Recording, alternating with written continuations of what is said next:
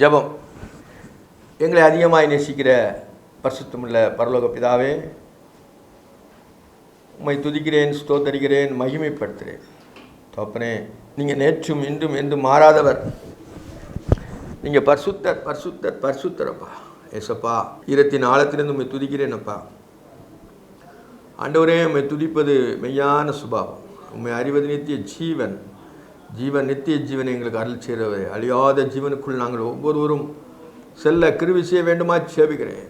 ஏசப்பா, நமக்கு தோத்திரம் தோத்திரம் தோத்திரம், கோடா கோடி ஸ்தோத்திரம். இந்த வருஷத்தில் ஆண்டவரே, ஜனவரி மாதத்துக்குள்ளே ஆண்டவரே, 3வது நாளாய் உடைய சத்தியத்தை அறிகிறோம் கத்தாவே. ஸ்தோத்திரம் ஸ்தோத்திரம் ஐயா, கோடா கோடி ஸ்தோத்திரம் கத்தாவே. எங்களுக்கு ஒவ்வொருவரும் நீர் பரிசுத்தப்படுத்துங்க, பக்குவப்படுத்துங்க. என் தேவனுக்கு பிரியமுள்ள பிள்ளை என்று ஒவ்வொரு நாளும் விளங்க கிருபை செய்யுங்க. இயேசுவின் நாமத்தில் ஜெபங்களின் ஜீவனுள்ள பரமபிதாவே, ஆமென். அன்பான ஜேடிக்கு மேர்களுக்கு இயேசு கிறிஸ்துவின் நாமத்தினாலே வாழ்த்தல் கூறுகிறேன். நம்ம ஒவ்வொரு வாரமும் வெள்ளிக்கிழமை காலை 8லிருந்து 8:30 வரைக்கும் தேவனுடைய வசனங்களை ஆராய்ந்து கொண்டு வருகிறோம். கடந்த வாரத்திலே நாம் ஆகமங்கள் 5, அதில் நம்ம 3 ஆகமங்கள் முடித்து விட்டோம். ஆதியாகமும், யாத்திராகமும், லேவியராகமும். இன்று எண்ணாகமும் 1ஆம் அதிகாரத்திலிருந்து நம்ம ஆராயிருக்கிறோம். இது 36 அதிகாரம் உள்ளது. லேவியராகம் 27 அதிகாரம், எண்ணாகமும் 36 அதிகாரம். இந்த 36 அதிகாரத்தில் 31 பிரசங்கம் பண்ண இருக்கிறேன்.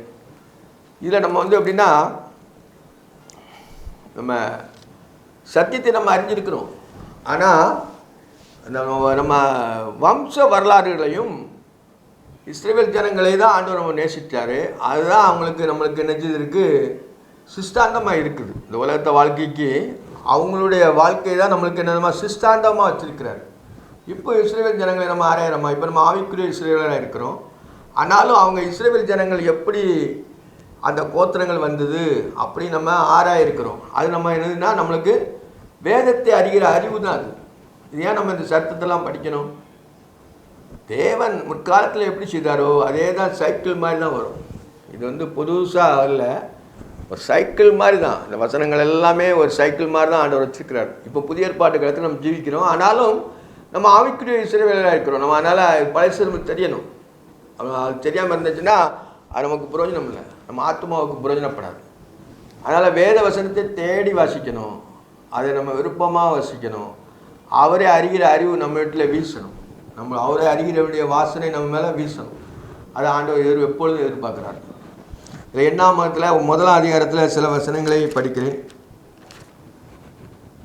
இஸ்ரவேல் எகிப்து தேசத்திலிருந்து புறப்பட்ட இஸ்ரவேலர் எகிப்து தேசத்திலிருந்து புறப்பட்ட 2ஆம் வருஷம் 2ஆம் மாதம் 1 தேதியில் கர்த்தர் சீனாய் வனாந்தரத்திலே ஆசரிப்பு கூடாரத்தில் மோசேயை நோக்கி, நீங்கள் இஸ்ரவேல் புத்திரரில் முழு சபையார் அவர்கள் பிதாக்களுடைய வீட்டு வம்சங்களின்படியே புருஷர்களாகிய சகல தலைகளையும் பேர் பேராக என்ன தொகை ஏற்றுங்கள்.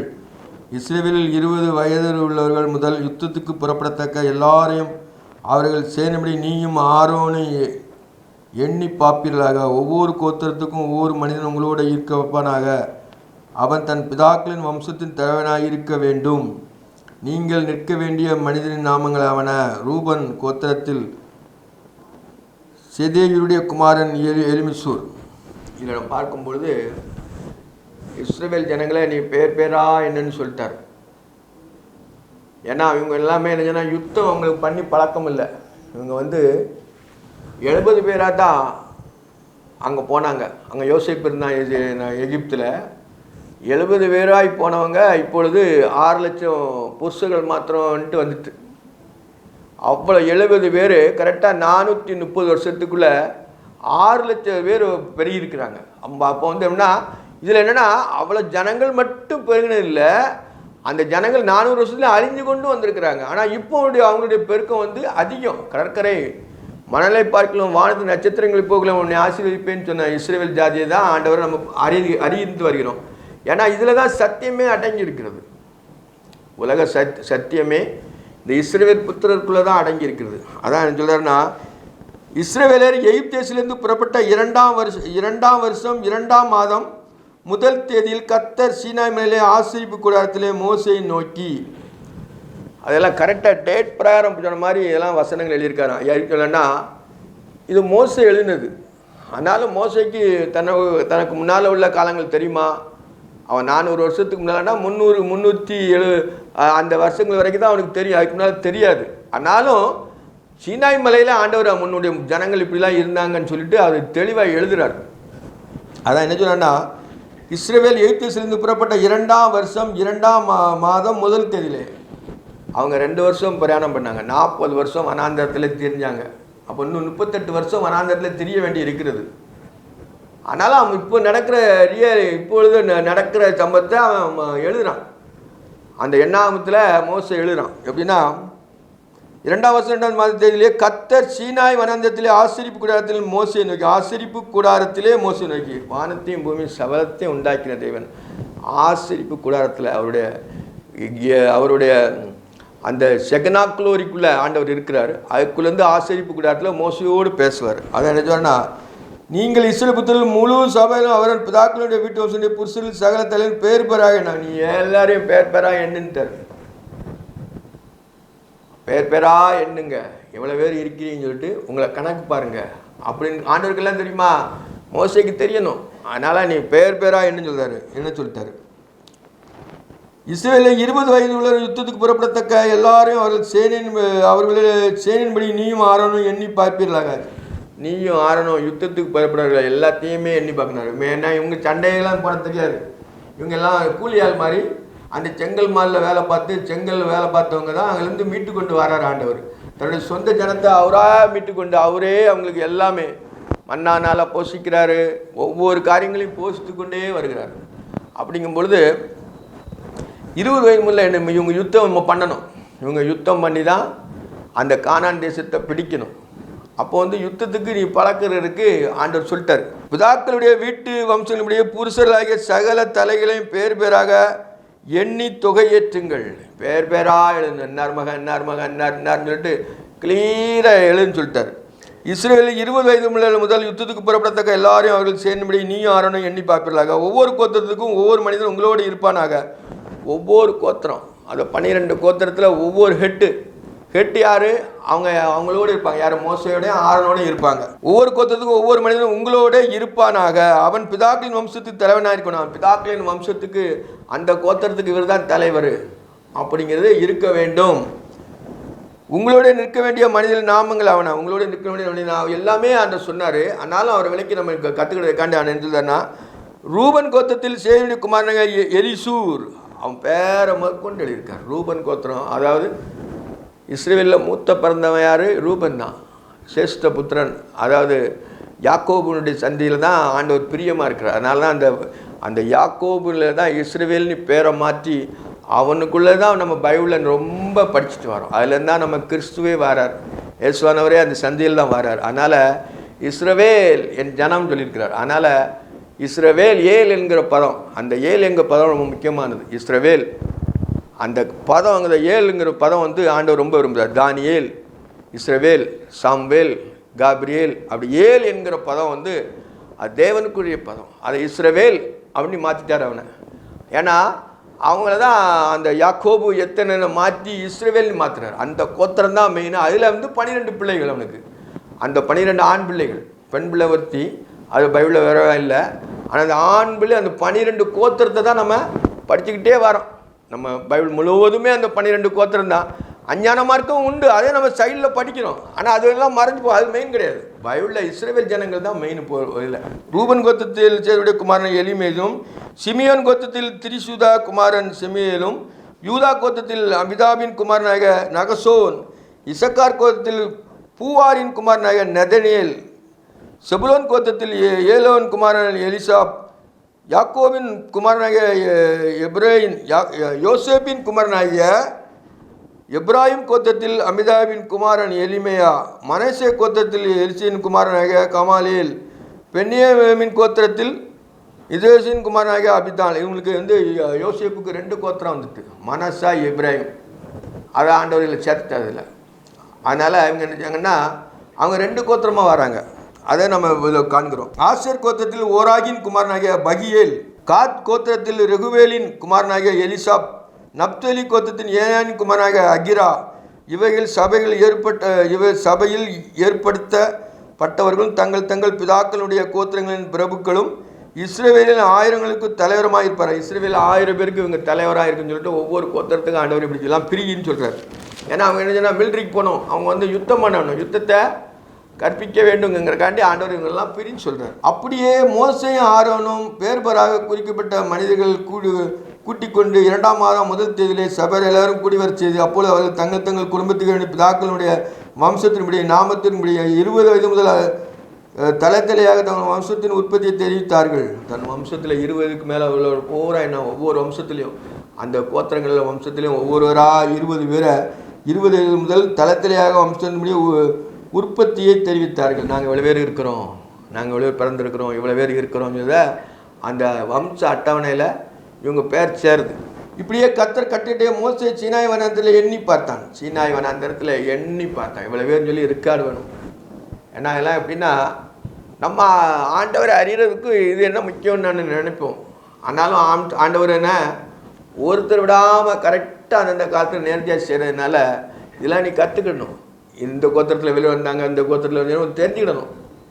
இது நம்ம அவனுக்கு பிரயோஜனப்படுமா? பிரயோஜனம் தான். ஏன்னா முற்காலத்தில் தேவன் இப்படிலாம் செய்தாருங்கிறத நம்ம மனதில் நம்ம ஆழமாக ஆண்டவரை ஆராதிக்க முடியும். இப்படி கத்தர் கட்டளைப்படியே மோசே சீனாய் வனாந்தரத்தில் எண்ணி பார்த்தான். இஸ்ரவேலின் மூத்த குமாரனாகிய ரூபன் புத்திரருடைய பிதாக்களின் வீட்டு வம்சத்தின் 20 முதல் யுத்தத்துக்கு புறப்படத்தக்க புருஷர்கள் தலைத்தையாக எண்ணப்பட்ட போது ரூபன் கோத்திரத்தில் எண்ணப்பட்டவர்கள் 40,500 பேர். ரூபன் கோத்திரத்தில் 40,000 பேர் வந்துட்டாங்க யுத்தத்துக்கு. யோசிச்சு பாருங்கள், அவங்க 70 பேர். அப்போனா இவங்க கோத்திரத்தில் மாத்திரம் இவ்வளவு ஆட்கள் வந்திருக்காங்க.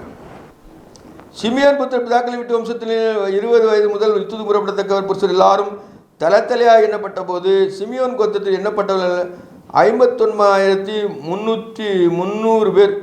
காத் புத்தருடைய பிதாக்களுடைய வீட்டு வம்சத்தார்கள் 20 வயது முதல் யுத்தத்துக்கு புறப்படத்தக்க புருஷர் எல்லாரும் எண்ணப்பட்ட போது காத் கோத்திரத்தில் எண்ணப்பட்டவர்கள் 45,650 பேர். எல்லாமே கணக்கு தான். எவ்வளோ பேருனாலும் ஆண்டவர் கணக்கு, சின்ன காரியம்னாலும் சரி தான், அது பெரிய காரியமாக சரி தான், நீ கணக்கு வச்சிக்க மோசே அப்படின்னு சொல்லிட்டு அவனை தைரியப்படுத்துறதுக்கு. அந்த கோத்திரங்களில் வந்து நம்ம பேர் இவ்வளோ பேர் இருக்குன்னு சொல்லிட்டு தன்னுடைய கோத்திரத்துக்கு ஒரு மதிப்பு கொடுக்கறனாலையும் அவங்க ஆண்டவரை ஆராதிப்பதற்கும் போருக்கு தயாராக இருக்கணும் அப்படிங்கிறதுக்காண்டி அவங்கள இந்த கோத்திரங்களில் பூரா ஆண்டவர் என்ன செய்கிறாருன்னா என்ன சொல்கிறார்? யூதா புத்தருடைய பிதாக்களுடைய வீட்டு வம்சத்தார்கள் 20 வயது உள்ளவர்கள் முதல் யுத்தத்துக்கு புறப்படத்தக்க புருஷர்கள் எல்லாரும் எண்ணப்பட்ட போது யூதா கோத்திரம் எண்ணப்பட்டவர்கள் 74,600 பேர். யூதா கோத்திரம் அது 74,000 பேர் வராங்க. ரூபன் சிமியோன் யூதா அந்த மாதிரி ரூபன் சிமியோன் யூதா, இந்த யூதா கோத்திரத்தில் மட்டும் 74,600 பேர். 74,000 பேர் யூதா கோத்திரத்தில். இந்த யூதா கோத்திரத்தில் நம்ம ஆண்டவர் பிறக்கிறார். அதனால அவங்களும் என்ன யுத்தத்தில் இப்படி இருக்கிறாங்க அப்படின்னு சொல்லி எழுதுறாரு. இசக்கார் புத்தருடைய வீட்டு வம்சத்தால் 20 முதல் யுத்தத்துக்கு புறப்பட புருஷர் எல்லாரும் எண்ணப்பட்ட போது இசக்கார் கோத்திரத்தில் எண்ணப்பட்டவர்கள் 54,400 பேர். 54,400 எல்லாமே பார்த்தீங்களா, ஒரு இது இல்லாமல் அதை எழுதி வச்சிருக்கிறார், லகுவாக எழுதி வச்சிருக்கிறார். நம்ம இந்த விளைவேறு உண்டு நமக்கு இப்போ ஆவிக்குரிய வாழ்க்கையில் நம்மளுக்கு இது பிரயோஜனப்படுமா? பிரயோஜனப்படும். ஏன்னா இந்த கோத்திரத்தில் இவ்வளோ பேர் இருந்துருக்குறாங்கன்னு நம்ம என்ன செய்யணும் அறிஞ்சிக்கலாம். இவ்வளோ பேர் ஆண்டவரை பின்பற்றிருக்கிறாங்க அப்படிங்கும்போது நம்ம அதை நம்ம ஆண்டவரை பற்றி அறிகிற அறிவு தான் அது. செபுலோன் புத்தனுடைய பிதாக்களை வீட்டு வம்சத்தால் 20 வயது முதல் யுத்தத்துக்கு புறப்படத்தக்க புருஷர் எல்லாரும் எண்ணப்பட்ட போது செபுலோன் கோத்திரத்தில் எண்ணப்பட்டவர்கள் 57,400 பேர். யோசேப்பு புத்தரில் எப்ராஹிம் புத்தனுடைய பிதாக்களின் வீட்டு வம்சத்தால் 20 முதல் யுத்தத்துக்கு புறப்படத்தக்க புருஷர் எல்லாரும் எண்ணப்பட்ட போது எப்ராஹிம் கோத்திரத்தில் எண்ணப்பட்டவர்கள் 40,500 பேர். அந்த 20 வயது முதலும் போது 20 வயதுலேருந்து 60 வரைக்கும் மிலிட்ரிக்கு போகிற எடுக்கிற மாதிரி அவங்க எண்ணப்பட்ட போது இவ்வளோ பேர் இருக்காங்க. 20லேருந்து 60 வரைக்கும் அவங்க வயசு வரைக்கும் எண்ணப்பட்ட போது அவ்வளோ பேர் இருக்கிறாங்க அவங்க சந்ததி. மனசே புத்திரன் வீட்டு வம்சத்தில் 20 முதல் யுத்தத்துக்கு புறப்படத்தக்கவர்கள் புருஷர் எல்லாரும் எண்ணப்பட்ட போது மனாசே கோத்திரத்தில் எண்ணப்பட்டவர்கள் 30,200 பேர். பென்யமீன் புத்திரனுடைய பிதாக்களுடைய வம்சத்தில் 20 முதல் யுத்தத்துக்கு புறப்பட்ட எல்லாரும் எண்ணப்பட்ட போது பென்யமீன் கோத்திரத்தில் எண்ணப்பட்டவர்கள் 30,400 பேர். பென்யமீன் கோத்திரத்தில் 30,400 பேர். தான் புத்தருடைய பிதாக்களுடைய வம்சத்தில் 20 முதல் யுத்தத்துக்கு புறப்படத்தக்க எல்லாம் எண்ணப்பட்ட போது தான் கோத்திரத்தில் எண்ணப்பட்டவர்கள் 67,700 பேர். இவங்க தான் கூட. தான் கோத்திரம் தான் ஜனங்கள் ஜாஸ்தி மிலிட்ரிக்கு 20 முதல் அவ்வளோ ஜனங்கள் அதில் பெருகிட்டாங்க அவங்க. ஆசேர் புத்தருடைய பிதாக்களின் வீட்டு வம்சத்தில் 20 முதல் யுத்தத்துக்கு புறப்படத்தக்க எல்லாரும் எண்ணப்பட்ட போது ஆசேர் கோத்திரத்தில் எண்ணப்பட்டவர்கள் 47,500 பேர். நப்தலி புத்தரின் வீட்டு வம்சத்தால் 20 முதல் யுத்தத்துக்கு புறப்படத்தவர்கள் எல்லா புத்தர்கள் எண்ணப்பட்ட போது நப்தலி கோத்திரத்தில் எண்ணப்பட்டவர்கள் 53,400 பேர். எண்ணப்பட்டவர்களே மோசேயும் ஆரோனும் இஸ்ரவேல் புத்தருடைய வம்சங்களும் ஒவ்வொரு வம்சத்திலும் ஒவ்வொரு பிறப்புடைய 12 பேரும் எண்ணினார்கள். ஒவ்வொரு பிறப்புகளும் 12 பேர் எண்ணியாச்சு. இதில் வந்து எப்படின்னா லேவி கோத்திரம் மாத்திரம் எண்ணப்படலை. அந்த லேவி கோத்திரம் வந்து இவனுக்கு இவன் கோத்திரம் ஒன்றுக்குள்ள 2 கோத்திரமானாலும் யோசேப்புக்கு 2 கோத்திரம் போயிட்டு பார்த்தீங்களா, அது எப்ராஹிம் மனாசாய். அதனால் லேவி கோத்திரம் அது தனி. அப்போ வந்து மொத்தம் வந்து கோத்திரங்கள் வந்து 12. ஆனால் லேவி கோத்திரம் மாத்திரம் ஆண்டவர் இல்லைன்னா அது ஒரு கோத்திரம் தான். லேவி கோத்திரம் ஒரு கோத்திரம் தான், ஆனால் எண்ணப்படலை. அது அதில் பார்த்து தான் பார்க்க இருக்கிறோம். இஸ்ரவேல் புத்தருடைய பிதாக்களின் வம்சத்தில் 20 முதல் இஸ்ரவேல் புத்தத்துக்கு எண்ணப்பட்டவர்களாக எண்ணப்பட்ட பேர்கள் இவர்கள் எல்லாரும் 6,03,550 பேராக இருந்தாங்க. பார்த்தீங்களா, 70 பேராக போனவங்க யுத்தத்துக்கு புறப்படத்தக்க எத்தனை பேர் 20 வயதுக்கு முன்னே எண்ணப்பட்ட போது 6,03,550 பேராக இருந்தாங்க. 6 லட்சம் பேர் இருக்காங்க. 60 வயசுக்கு முன்னே 20லேருந்து 60 வரைக்கும் 6 லட்சம் பேர் புருஷர்கள் இருக்கிறாங்க. பாருங்கள் எவ்வளவு ஆண்டவர் பெருக்க கட்டளையிட்டார் பார்த்தீங்களா. இஸ்ரவேல் ஜனங்களை, இஸ்ரவேல் சந்ததி அப்படியே பெருகிட்டு வருது.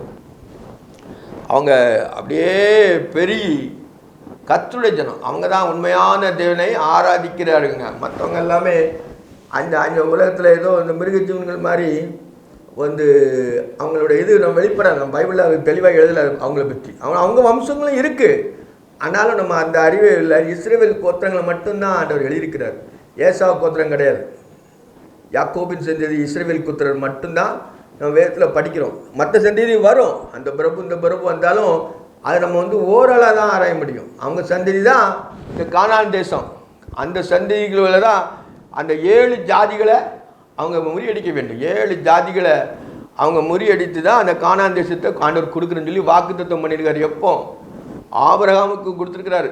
அவனுக்கு பதில் இப்போ எத்தனை வருஷம் ஆச்சு? 430 வருஷம் ஆச்சு. அதை தான் நம்ம நினச்சினோம். 430 வருஷம் நம்ம ஆராய்ஞ்சிக்கிட்டு இருக்கோம். அதுக்கப்புறம் நம்ம இது வந்து எப்படின்னா கிறிஸ்துவுக்கு முன்னால் 6000 ஆண்டுகள் வரைக்கும் நம்மளுக்கு வேதத்தினுடைய சான்றிதழ் இருக்குது. கிறிஸ்துவுக்கு முன்னால் 4000 ஆண்டுகள்.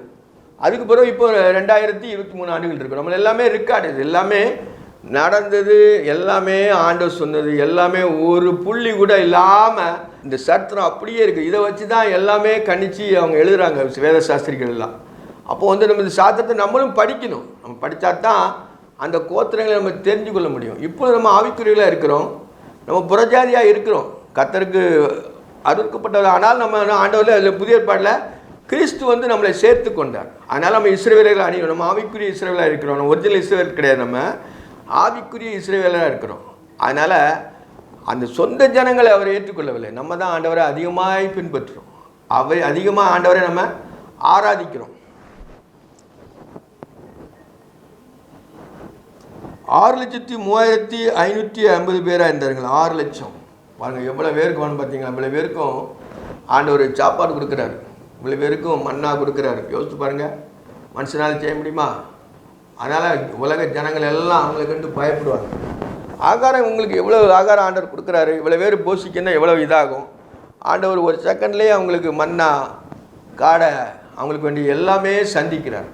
அதை எழுதலை பைபிளில். எல்லாமே அவங்க கால் வீங்கவும் இல்லை, அவங்க சட்டை பழசாகி போனதும் இல்லை அப்படின்னு தான் வேதத்தில் நம்ம எழுதியிருக்கிறாரு. அப்போ அவ்வளவு தேவைகளை ஆண்டவர் இவங்களுக்கு சந்தித்து கொண்டு இருக்கிறார். இப்போ வந்து ஒருத்தர் இவ்வளோ நடத்தணும்னா ரொம்ப தேவைப்படும். எல்லாத்தையுமே ஆண்டவர் தான் போஷிக்கிறார். காக்கை குஞ்சுகள் கூட ஆண்டவர் தான் போஷிக்கிறார். அவருக்கு தான் எல்லாமே தெரியும். இப்போ புதிய ஏற்பாட்டு காலத்தில் ஆண்டவர் அப்படி எழுதிச்சிருக்காரு. அதனால் பழைய ஏற்பாட்டு காலத்தில் இவ்வளோ போஷித்து அவங்க என்ன கானான் தேசத்துக்கு கூட்டி ஆண்டவருக்கு லகுவான காரியம், அவருக்கு லேசான காரியம். நமக்கு நம்மளுடைய பார்வையிலையோ நமக்கு பெரிய காரியமாக தெரியும். ஆண்டவருடைய பார்வையில் அது லேசான காரியம். நம்ம நம்மளை பல வஞ்சகமாக இருக்கனால உனக்கு எப்படி நடக்கணும், அவன் ஒரு உலகத்தை ஆராய்ச்சி பண்ணி அவன் சயின்டிஃபிக்கலாக கொண்டு வந்து அவங்க போஷிக்க பார்ப்பான். அதெல்லாம் ஒன்றும் பிரயோஜனப்படாது. இயற்கையிலே கொடுத்தது தான் ஆண்டவருக்கு நம்மளுக்கு நிலைக்கும். மற்ற செயற்கையில் உண்டு பண்ணது எல்லாமே மறைஞ்சு போகும். ஆண்டவர் இயற்கையிலே அவங்களை வழி நடத்தினார், இயற்கையிலே அவங்களை ஆசீர்வதித்தார்.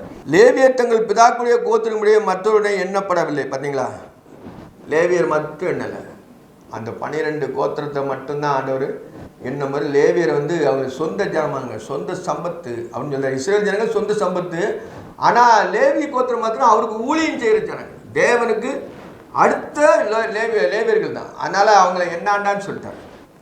லேவியர் தங்கள் பிதாக்களுடைய கோத்திரமுடைய மற்றவருடைய எண்ணப்படவில்லை.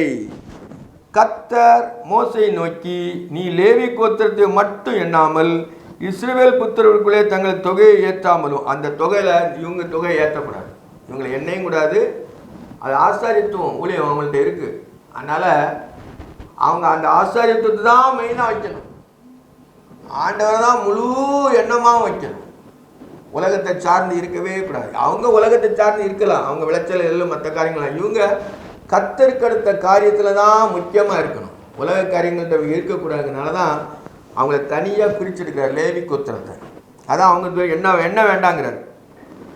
லேவி கோத்திரத்தை மாத்திரம் எண்ணாமல் இஸ்ரவேல் புத்திரருடைய அவள் தொகையை ஏற்றாமலும் அந்த கணக்கில் வரக்கூடாது அப்படின்னு சொல்கிறார். லேவியரை சாட்சியின் வாசஸ்தலத்திற்கும் அதனுடைய சகல பணிமுட்டுகளுக்கும் அதில் உள்ள சமஸ்த பொருளும் விசாரிப்புக்காக ஏற்படுத்து. அவர்கள் வாசஸ்தலின் சகல பணிமுட்டுகளும் சுமப்பார்களாக. அதனிடத்தில் ஊழியம் செய்து வாசத்திலே சுற்றிலும் பாளையம் இறங்க கடவர்கள். அதாவது லேவி கோத்திரத்தை மட்டும் இவங்களுடைய எல்லாமே அந்த தசம பாகம், இவங்களுடைய ஊழியம் எல்லாமே லேவி கோத்திரத்தை சார்ந்தது தான். அவங்க உடல் உழைப்பு மற்றதுக்கெல்லாம் தேவையில்லை. அவங்க தேவனுக்கு அடுத்த காரியங்களிலே அவங்க ஆராய்ச்சி பண்ணி இவங்களை ஆண்டவர் சொல்கிறத சொல்லி இவங்களை வழி நடத்தணும். லேவி கோத்திரம் தான் அந்த எல்லாமே அந்த ஆசாரியத்துவம், அதாவது சாட்சியின் வாசஸ்தலத்திற்கும் அந்த சகல பணிமுட்டுகளும். அந்த சாட்சியின் வாசஸ்தலம், ஆண்டவர் தங்குற சாட்சியின் வாசஸ்தலத்தை அவங்க சுமந்து கொண்டு போகணும், அங்கே போய் வாசஸ்தலத்தை நிறுத்தணும், திருப்பி போடணும், அவங்களுக்குரிய காரியங்களை எல்லாம் செய்து கொண்டே இருக்கணும். அது ஒன்று தான் அவங்க வேலை. அதில் உள்ள சமஸ்த பொருளும் விசாரிப்புக்காரராக ஏற்படுத்து. அதில் சமஸ்த பொருட்களும் நீ இதை கொண்டு போகணும், நீ இதை கொண்டு போகணும், இதை அவங்க வாசஸ்தலத்தை கொண்டு போகிறதுனால மோசே ஆரோனும் அது எல்லாமே அவங்களுக்கு கற்பிக்கிறார். மோசே ஆரோனும் லேவி கோத்திரத்தில் உள்ளவங்க தான், மற்ற கோத்திரம் தனி. ஆனால் லேவி கோத்திரம் ஆண்டவர் பிரித்து எடுக்கிறார். மோசே ஆரோனும் லேவி கோத்திரம் சரி அவங்க எண்ணப்படலை, ஆனால் மற்றவங்களுக்குள்ள எல்லாமே நடத்துகிறது இவங்க தான் நடத்துகிறாங்க. பணிமுறை சோப்பானாக அவனத்தில் ஊழியம் செய்து வாசஸ்தலத்தை சுற்றிலும் பாளையம் இறங்க கடவுள். வாசஸ்தலத்தை சுற்றிலும் பாளையம் இறங்க கடவுள். வாசஸ்தலம் அவர் கர்த்தர் தங்கின வாசஸ்தலம், தேவனுடைய வாசஸ்தலம் மனுஷனுக்குள்ளே இருக்கிறது அப்படின்னு சொல்கிறார். வெளிப்படத்தில் நான் பார்க்குறோம். அதான் இல்லையா, நம்ம இப்போ நம்முடைய வாசஸ்தலம் எங்கே இருக்குது? நம்முடைய இதயத்துக்குள்ளே தான் இருக்குது. ஆனால் பழைய ஏற்பாட்டு காலத்தில் செக்கனாக்குள் வரி தங்குறதுக்காண்டி ஒரு வாசஸ்தலம் நியமிச்சிருந்தார் ஆண்டவர். புதிய ஏற்பாட்டில் அது எல்லாமே மாற்றிட்டார். வாசஸ்தலம் புறப்படும் போது லேவியார் அதை இறக்கி வைத்து அதை ஸ்தாபனம் பண்ணப்படும் போது லேவியர் அதை எடுத்து நிறுத்த கடவர்கள். அது வாசஸ்தலம் தேவன் தங்க ஜெகனாக்குள் ஆசரிப்பு கூடாரம் வாசஸ்தலம் போது அவங்க தான் அவங்க போய் போடணும் அந்த டென்ட்டு, அந்த ஆசரிப்பு கூடாரத்தை அவங்க தான் நிறுவனம், மற்றவங்க யாரும் போகக்கூடாது. அவங்களுடைய வேலையே ஆசரிப்பு கூடார வாசலை சார்ந்து தான் இருக்கணும். அதனால தான் இதெல்லாம் தெளிவாக இருக்கிறார். வாசஸ்தலம் பிறப்பு லேவி அதை இறக்கி வைத்து அது ஸ்தாபனமாக்கப்படும் போது, அது ஸ்தாபனம், அதுக்கு எல்லாமே ஸ்தாபனம்னா இப்போ உள்ள ஸ்தாபனம் அந்த மாதிரி ஸ்தாபனம் இல்லை. இப்போ நிறைய ஸ்தாபனங்கள் இருக்கிறது. இப்போ அதெல்லாம் அவங்க ஒவ்வொரு ஒரு அவங்களுக்குள்ள கட்டளைகள் அவங்களுக்குள்ள நியாயங்கள் எல்லாம் எழுதுறது ஸ்தாபனம். இந்த ஸ்தாபனம் அதை குறித்து சொல்லலை. இந்த ஸ்தாபனம் அவங்களுடைய அமைப்பு, இது இப்படி தான் இருக்கணும் அப்படிங்கிறத ஒரு குறிக்கப்படுறதுனால அதை ஸ்தாபனம் பண்ணு, அதை ஒரு கரெக்ட் பண்ணு, அதை ஒரு வரவரைக்குள்ளே கொண்டு வந்துருந்தா அர்த்தம். அது எப்படின்னா வாசல் பண்ணும்போது லேவியர் அதை இறக்கி வைத்து அதை ஸ்தாபனம் பண்ணும்போது லேவியர் அதை எடுத்து நிறுத்த கடவுள். அந்நியன் அதுக்கு சமீபத்தில் வந்தால் கொலை செய்யப்படக்கணும். அந்நியன் அது வரக்கூடாது. கர்த்தருடைய வாசலத்துக்கு அந்நியன் வரவே கூடாதுங்க. அந்நியனை லேவி கோத்திரம் மட்டும்தான் அங்கே பிரவேசிக்கணும். அதனால் அந்நியன் அங்கே வரக்கூடாதுங்க. அவன் கொலை செய்யப்பட கடவுள். பார்த்தீங்களா, அவனை கொலை செய்ய அவ்வளவு கண்டிப்பாக ஆண்டவர் சொல்லிட்டார். ஏன்னா கர்த்தர் தங்கிறது பரிசுத்தமுள்ள இடம், அது அவர் நீதி உள்ள இடம். அநீதிக்கு அங்கே இடம் இல்லை, மனுஷன் அநீதி உள்ளவன். அதனால் அந்த மற்ற கோத்திரம் உள்ளவங்களும் அங்கே போகக்கூடாது. அது அந்த லேவி கோத்திரம் மட்டும்தான் அந்த வேலையை செய்யணும் அப்படின்னு சொல்கிறார்.